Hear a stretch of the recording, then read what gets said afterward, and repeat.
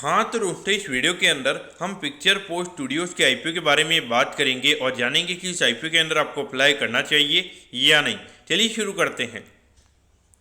तो देखिए, सबसे पहले हम ये जानेंगे कि ये कंपनी क्या काम करती है। देखिए, जो कंपनी है 2019 में ये कंपनी स्टार्ट हुई है, यानी कि ऑलमोस्ट अगर हम देखेंगे तो 4 से 5 साल ये कंपनी को स्टार्ट हुए हो चुकी है। तो ये जो कंपनी है उसके अगर हम देखेंगे तो यहाँ पे मूवी एडिटिंग से रिगार्डिंग जो सर्विसेज होती है, फिर उसके अलावा जो आजकल हमें खास करके जो 3D या फिर जो 7D इफेक्ट्स हमें जो मूवीज़ के अंदर देखने को मिलते हैं, तो उसके रिगार्डिंग जो विजुअल इफेक्ट्स होते हैं वो ये कंपनी हमें प्रोवाइड करवाती हुई नजर आती है। और उसके अलावा अगर हम बात करेंगे तो कमर्शियल्स और यहाँ पे फिल्म के जो मास्टरिंग से रिगार्डिंग यहाँ पे जो भी सर्विसेज होती है वो ये कंपनी में यहाँ पे प्रोवाइड करवाती हुई नजर आती है।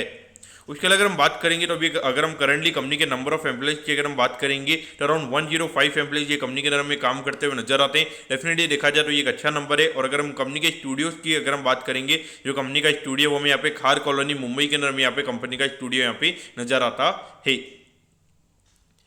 अब अगर हम यहाँ पे कंपनी के ऑब्जेक्टिव की अगर हम बात करेंगे, यानी कि जो आईपीओ से कंपनी को पैसा मिलने वाला है उसे कंपनी कैसे यूटिलाइज करने वाली है, तो देखिए यहाँ पे कंपनी को कुछ और यहाँ पे इक्विपमेंट और सॉफ्टवेयर यहाँ पे कंपनी को बाय करना है, तो उससे रिगार्डिंग यहाँ पे ये कंपनी का आईपीओ में आता हुआ नजर आ रहा है। और बाकी अगर हम देखेंगे तो कुछ यहाँ पे कंपनी ने जो लोन्स वगैरह यहाँ पे कंपनी ने लिए हुए हैं उसे यहाँ पे कंपनी को रीपे करना है, तो उसी के रिगार्डिंग यहाँ पे कंपनी का आईपीओ में आता हुआ नजर आ रहा है।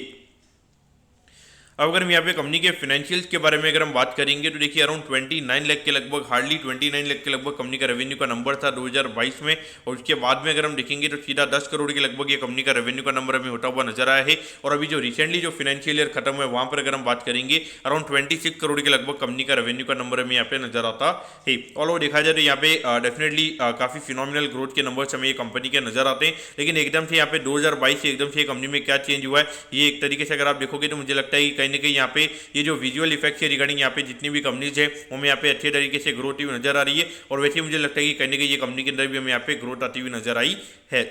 अगर हम प्रॉफिटेबिलिटी की बात करेंगे तो देखिए यहाँ पे हार्डली 21 लाख के लगभग ये कंपनी का प्रॉफिट का नंबर था। और अगर हम अभी देखेंगे अराउंड 3 करोड़ 43 लाख के लगभग ये प्रॉफिट का नंबर हमें यहाँ पे नजर आता है। यानी कि ऑलमोस्ट अगर हम देखेंगे तो लगभग यहाँ पे 11 to 12 टाइम्स ये कंपनी का जो प्रॉफिट का नंबर है वो हमें यहाँ पे बढ़ता हुआ नजर आया है। और वो देखा जाए तो एक बार के लिए ग्रोथ के नंबर हमें ये कंपनी के अच्छे नजर आते हैं। अब अगर हम आईपीओ की डिटेल्स के बारे में अगर हम बात करेंगे तो देखिए 2 अगस्त को आईपीओ में स्टार्ट होता हुआ नजर आएगा और 6 अगस्त को आईपीओ में क्लोज होता हुआ नजर आएगा। अगर हम प्राइस बैंड के बारे में अगर हम बात करेंगे तो 24 रुपीज़ पर शेयर पे कंपनी में शेयर देती हुई नजर आ रही है। 6000 शेयर्स का हमें यहाँ पे लॉट नजर आता है, यानी कि एक लॉट को अप्लाई करने के लिए 1,44,000 रुपीज़ आपको यहाँ पे लगने वाली है।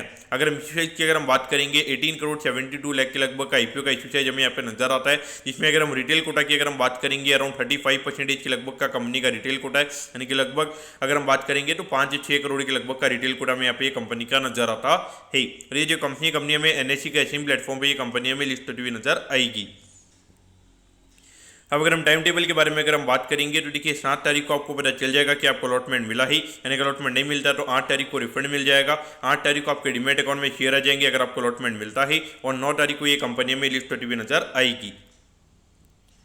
अब अगर हम एट दी एंड अगर हम यहाँ पे कंपनी के वैल्यूएशन के पैरामीटर्स की अगर हम बात करेंगे तो देखिए हार्डली 70 करोड़ के मार्केट कैप पे कंपनी का आईपीओ में आता हुआ नजर आ रहा है। और लगभग अगर हम पी रेशियो की अगर हम बात करेंगे अराउंड 20 के पी रेशियो पे ये कंपनी का आईपीओ में आता हुआ नजर आ रहा है। वैल्यूएशन वाइज अगर आप देखोगे तो एक बार के लिए थोड़ा सस्ता, क्योंकि जिस तरीके से ये कंपनी ने लास्ट 2 साल में जिस तरीके की फिनोमिनल ग्रोथ दिखाई है तो इस पॉइंट से डेफिनेटली अगर आप देखोगे तो वैल्यूएशन वाइज ये कंपनी का नॉर्मल काइंड ऑफ वैल्यूएशन भी कंपनी का आईपीओ में आता हुआ नजर आ रहा है। उसके अलावा अगर हम बात करेंगे तो आईपीओ का साइज भी काफी छोटा है, हार्डली 18 करोड़ के लगभग का ये कंपनी का आईपीओ है। और उसमें भी अगर हम देखेंगे तो 50% के लगभग यहाँ पे पब्लिक के लिए अवेलेबल है, बाकी का क्यूआईबी कोटा यहाँ पे रहने वाला है। तो कहने की यहाँ पे हार्डली 8 से 9 करोड़ के लगभग के शेयर में यहाँ पे लिस्टिंग के दिन यहाँ पे अवेलेबल यहाँ पे नजर आएंगे। तो इस हिसाब से यहाँ पर आपको क्या करना चाहिए, तो देखिए मुझे लगता है कि डेफिनेटली यहाँ पर आपको लिस्टिंग के लिए अप्लाई करना चाहिए। और मुझे लगता है कि अगर मार्केट बुलिश रहता है तो डेफिनेटली ये कंपनी में चांस रहेगा कि अराउंड 90% के प्रीमियम पे ये कंपनी हमें खुलती हुई नजर आ सकती है।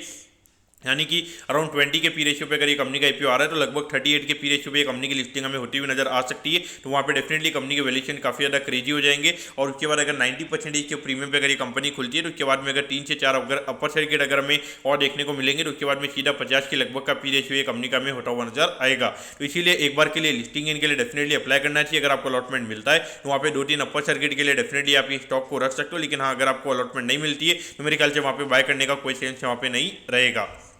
तो दोस्तों मैं कहता हूँ कि पिक्चर पोस्ट स्टूडियोज के आईपीओ के बारे में आपको सब कुछ समझ में आ गया होगा। अगर आपकी कोई भी क्वेरीज है आप कमेंट कीजिए, मैं जरूर आपके कमेंट पर रिप्लाई करूँगा।